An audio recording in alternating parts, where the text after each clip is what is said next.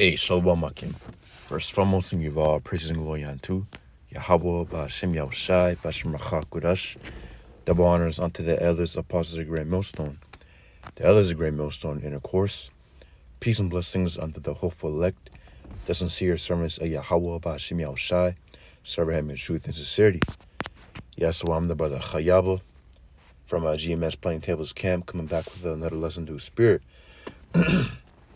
Yeah, so I was reading over Exodus chapter 7, and pretty much the Spirit got put on me to create this lesson about particularly verse 3. Well, let's go ahead and start at verse 2. It says, "Thou shalt speak all that I command thee."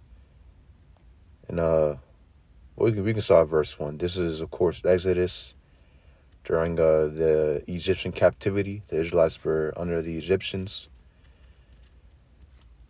And pretty much it was time, Yahweh, the Heavenly Father Yahweh, Ba'ashem Yahushai, Yahweh being the true name of the Heavenly Father, and his son Yahushai, or the true name of the only begotten son, his name is Yahushai, according to the ancient Paleo Hebrew. So it was time for, pretty much the Lord was telling Moses, well, we're going to read it. It says, verse 1, "And the Lord Yahweh said unto Moses, See, I have made thee a god to Pharaoh, and Aaron thy brother should be thy prophet. And thou shalt speak all that I command thee, and Aaron thy brother shall speak unto Pharaoh, that he send the children of Israel out of his land." It says, "And I will harden Pharaoh's heart, and multiply my signs and my wonders in the land of Egypt. But Pharaoh shall not hearken unto you, that I may lay my hand upon Egypt, and bring forth mine armies, and my people the children of Israel out of the land of Egypt by great judgments." Yeah, so why did the Lord tell Moses to tell Pharaoh to let the people out of the land? Or, to tell Aaron to let the people out of the land? Or, for Aaron to tell Pharaoh to let the people out of the land if Pharaoh was already going to harden his heart? Well, it's just said right there in verse 3. It says, and I will harden Pharaoh's heart and multiply my signs, my wonders in the land of Egypt. Yeah, so the whole point of the Lord hardening Pharaoh's heart, even though, again,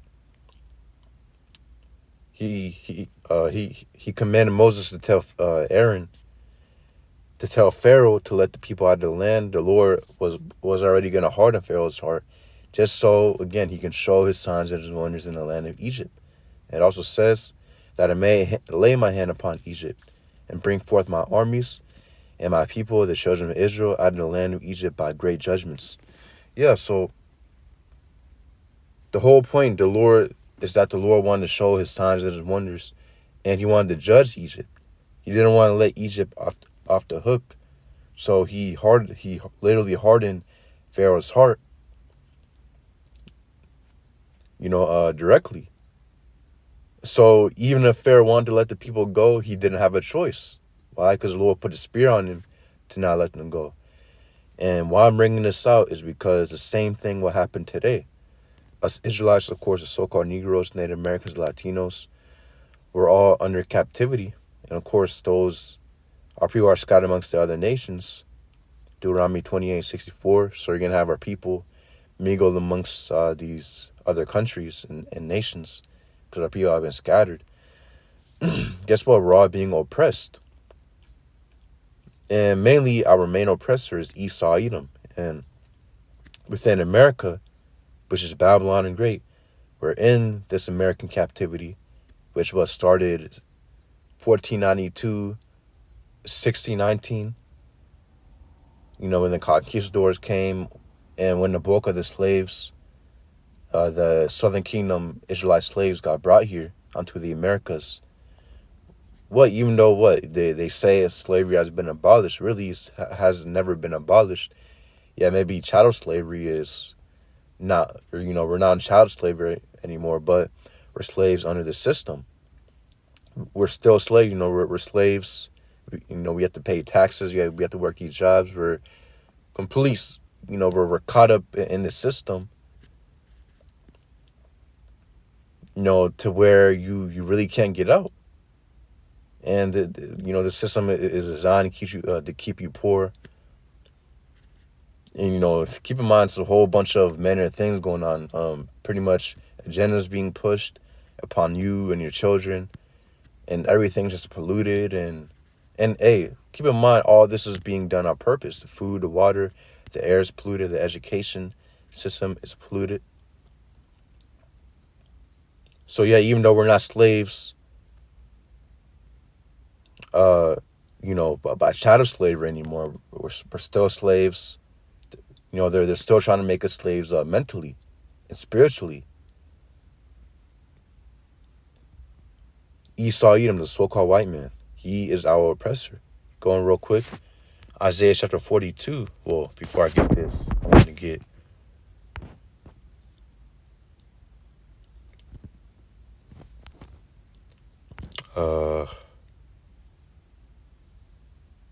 let's go ahead and get Jeremiah chapter 50 and 33. Thus saith the Lord Yahweh of hosts, the children of Israel and the children of Judah were oppressed together, and all that took them captives held them fast. Or actually, we can start at verse 4. It says, in those days and in that time, saith the Lord Yahweh, the children of Israel shall come, and they, like it says, they and the children of Judah together, going and weeping, they shall go and seek the Lord Yahweh their power. Yeah, right now we're currently in those times, man, where, you have the mass awakening. I mean, it's already been happening. The prophets have, you having prophets out there in the highways and byways, which are the men in great millstone, and of course the like-minded brothers, the true prophets. Well, you have many brothers who woke up. Not many compared to the rest of the world, but hey, many within this body. It feels like a lot, but the point is that you're having a lot of Israelites, or you're having Israelites waking up and coming back onto the Lord Yahweh B'Shem Yahushua, hearing the truth. I mean, without a doubt, you're having many Israelites hearing the truth and hearing this word, that to repent and to seek Yahweh B'Shem Yahushua, to put off the wicked ways, and to understand the prophecies and the judgments that the Lord's about to bring very soon, which is ultimately the destruction of Babylon and Great. Because, many prophecies are coming that's spoken about, pretty much times of peril. That's spoken about in the 2nd Ezra chapter 15 and 2nd Ezra chapter 16, the book of Revelation, and many other prophecies. War. I mean, we're in a prophetic chapter right here. Or, a chapter that's going into the end time prophecies, which are literally here, where we're currently living in the end time prophecies. It says, in those days and in that time. Yeah, so we read that. Verse 5, it says, they shall ask the way to Zion.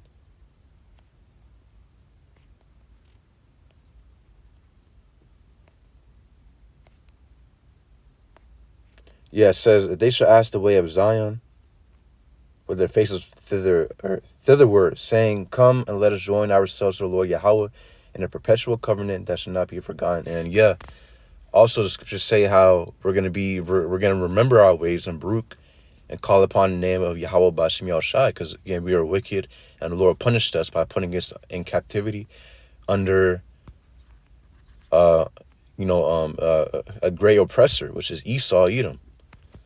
So going down to verse 33, it says, thus saith the Lord Yahweh of hosts, the children of Israel and the children of Judah were oppressed together, and all that took them captives held them fast. They refused to let them go. Yeah, and we got taken from the land of Israel, or from West Africa. We had to flee Israel in 70 AD for the southern kingdom. And another kingdom, we got taken down. And guess what? Or the northern kingdom, being the so-called Native Americans, Latinos. Guess what? We were here first in the land of America, and we got taken over, and we got conquered, The southern kingdom, what, they had to flee from Israel. And what, they got taken from West Africa and we're still here in America serving bondage, or under bondage in captivity.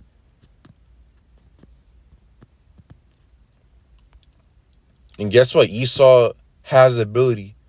I mean, if he really wanted to, he could easily give up his rulership. He can give up his reign and give it back onto the ones that he literally stole it from. He could literally give up his rulership onto the so-called Native Americans, Latinos, and Negroes, so-called. Again, those are the true Israelites. If he truly wanted to make reparations and make right. Shalom, like in the Hebrew, shalom, which means to make peace, or it could also mean to repay something, to make peace on something. But guess what? Esau's never going to do that. So that's them refusing to let us go. They're not, they're over there in the land today with the small hats, those people calling themselves the children of the Lord. They're completely polluting our land. The Edomites, the Amalekites, they're over there completely polluting our land, having these pink parades and doing a whole bunch of manner of wickedness. They're not, leaving that land and allowing us to go back to rule again, in that land. They're refusing to let us go. It says, verse 34, their Redeemer is strong. Keep in mind, it's a capital R. So it's obviously speaking about the only begotten Son, Yahushua.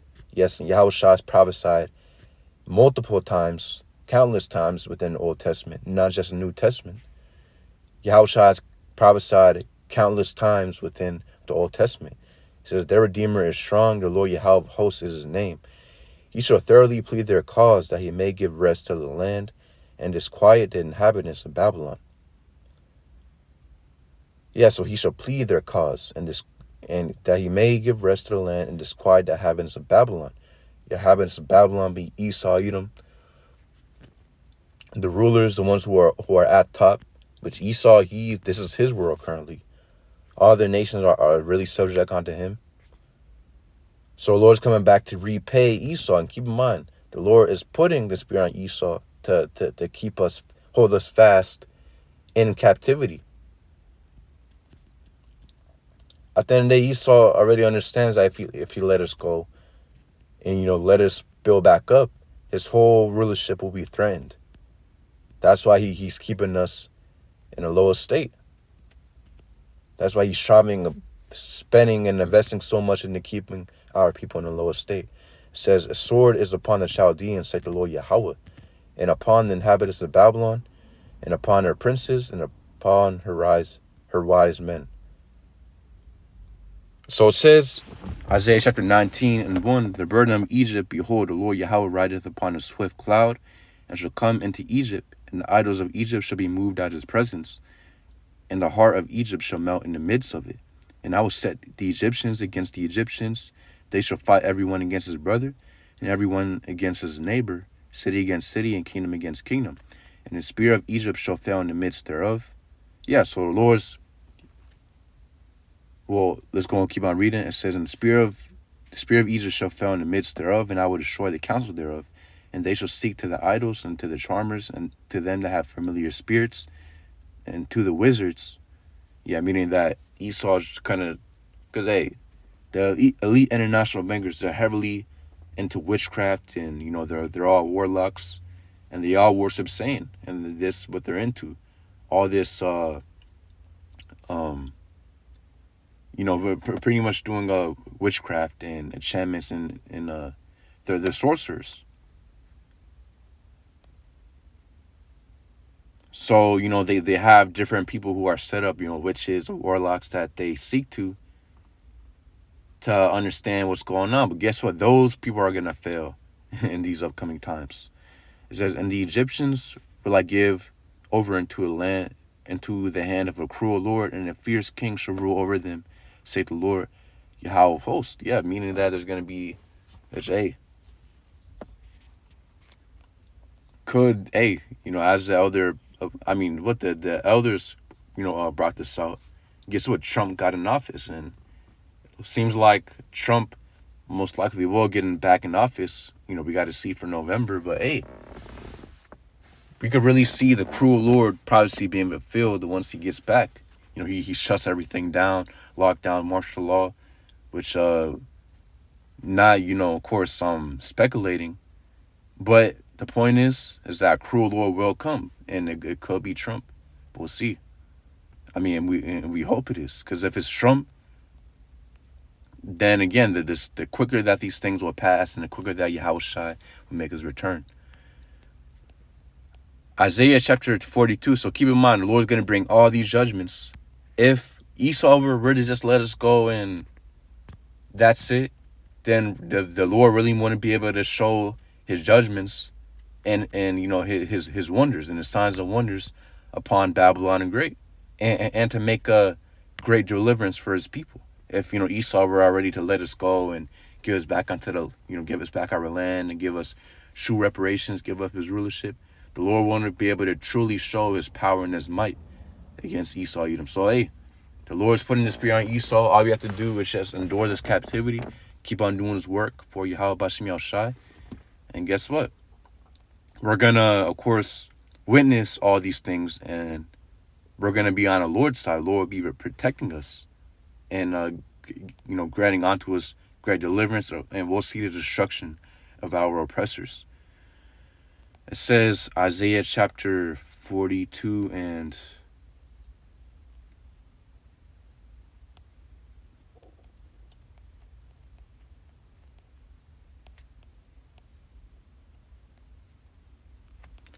yes, Lakia, this is Isaiah chapter 42 and 14. It says, I've long time holding my peace, I've been still and refrained myself.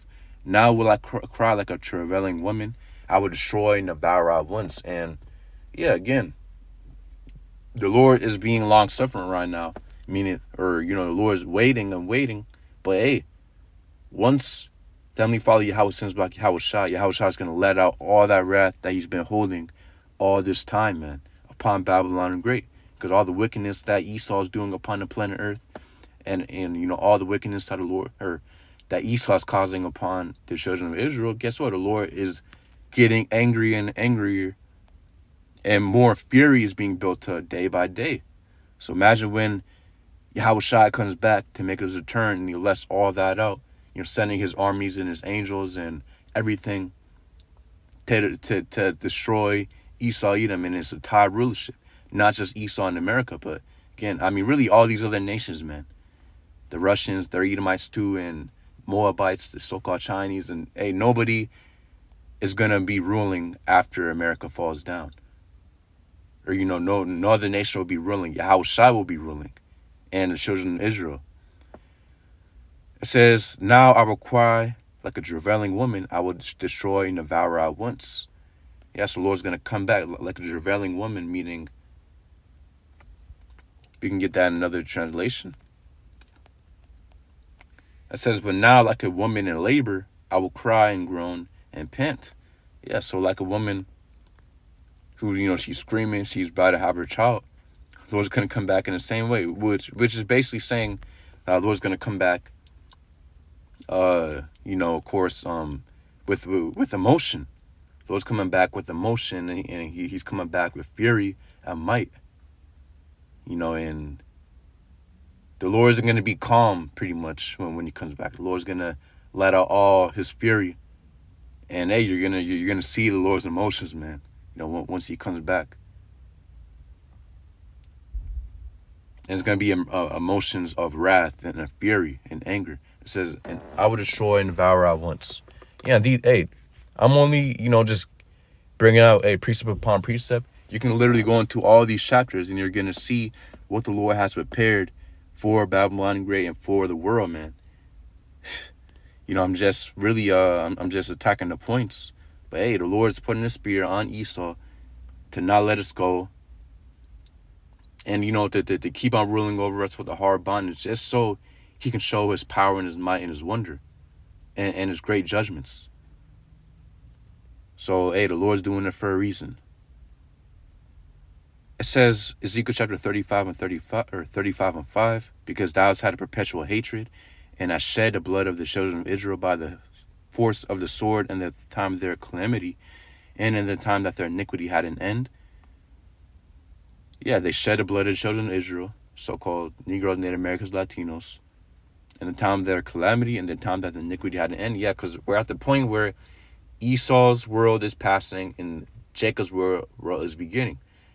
2nd Ezra chapter 6 and 9. Esau's world is passing away, or basically paraphrasing, Jacob is the beginning of it that followeth. For Esau's we can go ahead and get it real quick. This is 2nd Ezra chapter 6 and 9. For Esau is the end of the world, and Jacob is the beginning of it that followeth. Yeah, and this is a time where, again, Esau is losing his rulership, and Jacob is starting to be back on top again. Ultimately, that's going to be fulfilled when Yahushua comes back and makes his return and sets us up back in our rulership, which is, again, very, very soon. But hey, really, what we're in that time where you're having our, of course, the elect coming back onto the truth and repenting. We're in that time where, again, it's transitioning. So it says, in the time that their iniquity had an end, therefore as I live, saith the Lord Yahweh, I will prepare thee unto blood, and blood shall pursue thee. Saith thou not hate of blood, even blood shall pursue thee. Thus will I make Mount Seir desolate, which is speaking about Esau, so-called white man, and cut off from it him that passeth out and him that returneth. Ultimately, all Edomites will be destroyed, man. And no, it's just not all so-called white people are Edomites. The majority of them are. But even the Edomites that are, if your nation goes back to Esau, Edom, then you're Edomite. No matter if you might have, an ancestor or a great-great-grandpa, whatever, who's an Edomite, he was sleeping with heathen woman, and then, his son sleep with the heathen woman, and then further down the line, your paternal line will take the appearance of a heathen, but you're still an Edomite. The Lord's going to get all Edomites, man. But, of course, we know the majority of the so-called white people, they're all Edomites. And the Lord's coming back, starting with the elite international bankers, without it, all Edomites and Amalekites. The Lord's coming back to judge them and deliver his people, the Israelites, so-called Negroes, Native Americans, Latinos, and as well those who have been scattered amongst the other nations. The Israelites who have been scattered. But yeah, Lord's will you be blessed at the edify, Yahweh Bashmi Al Shai, Bashim Rakak, Shalom.